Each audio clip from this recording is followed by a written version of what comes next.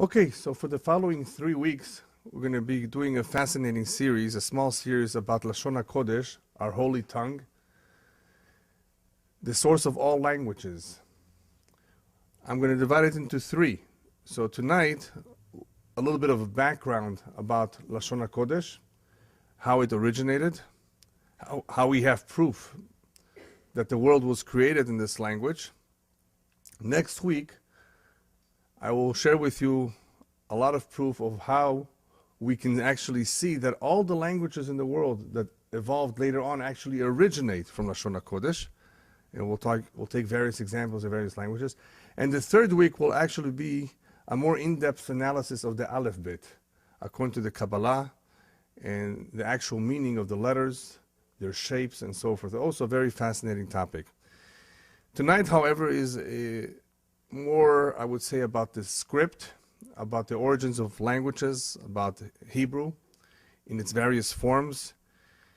There's quite a bit of material scattered all over the place, but I don't think there's ever been a lecture about this, describing in depth how Lashon HaKodesh has evolved, where it came from, and how we know for a fact that the Torah was given in this language.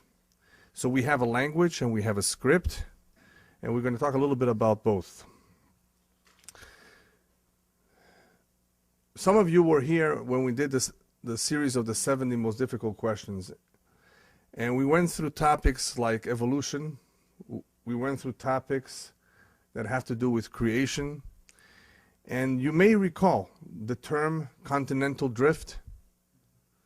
If you don't remember, I will be talking a little bit about this now, because this will help us understand a little bit about what exactly happened. Now, if you were to read about the Hebrew script and the Hebrew language in non-Jewish sources, you're not going to get accurate information. Because from a linguistic standpoint, they will analyze things differently, trying to come up with their own ideas and conclusions as to how every language, every alphabet evolved, and they will not necessarily agree. They will not all agree that Hebrew is the oldest language and the oldest alphabet. But soon I will demonstrate to you that we can actually prove that it is. Even though in Chazal, in Talmudic sources, there are various opinions about in which script the Luchot Abrit were written. We're going to talk about that too in the Gemara. Nevertheless, you will see from what I will show you how things nevertheless did evolve because of a very important event that occurred in our history. And that is the event of Migdal Bavel, the Tower of Babel, which after the flood, some peoples, Gentiles, wanted to build a very tall building. And what happened after that? The languages were all mixed up.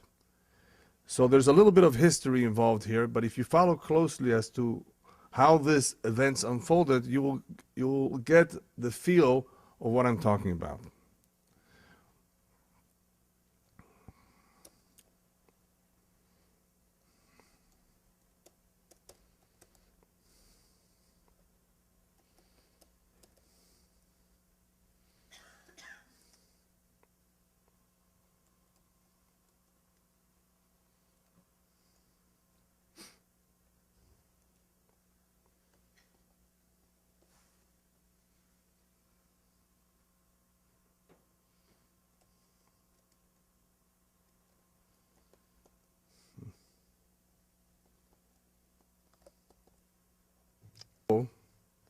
Or what the Torah says in the creation of the woman. ויאמר האדם זאת הפעם עצם מעצמי ובשר מבשרי לזאת יקרא אישה כי מאיש לוקחה זאת. The rabbis tell us, you can see that in the creation of the woman, Adam, who's presented with his wife, calls her Isha. Why does he call her Isha? Ki meish lukacha. She is taken from man. And this is the only language in the world where one can say those words, that a woman is called Isha because Isha comes from Ish. So the Torah itself is being written, being given in Lashon HaKodesh. Otherwise, this phrase would not make any sense. Isha, woman, is taken from man, and therefore the word Isha resembles man as well. There's an interesting discussion brought down in Jewish literature and in non-Jewish literature. What would be the language that a child will begin to speak on his own were he to be completely isolated from civilization, without any contact and any exposure? After all, when we are exposed and we do hear sounds, we mimic them, right? And that is how we first learn our first language. And according to some sources that are brought down, a child will begin to speak Lashon Kodesh. Why Lashon Kodesh? Because Lashon Kodesh is the language with which the world was created.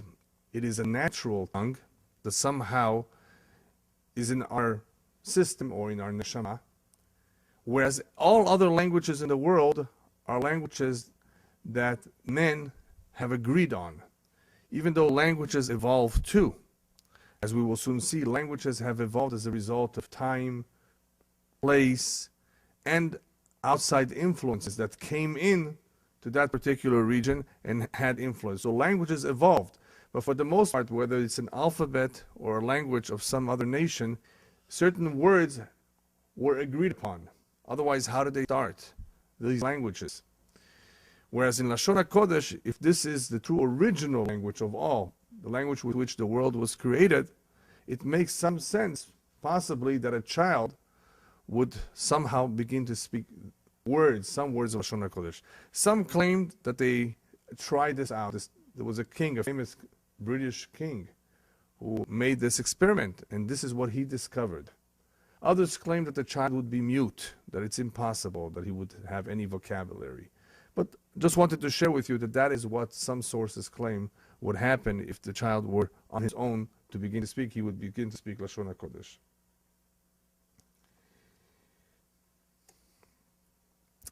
In the very beginning, the Torah tells us, after the Mabul, after the flood, there was a universal language. Everybody spoke. Which language? Not Egyptian, not Sumerian. As I said earlier, if you go and read other sources, you may find all kinds of examples of languages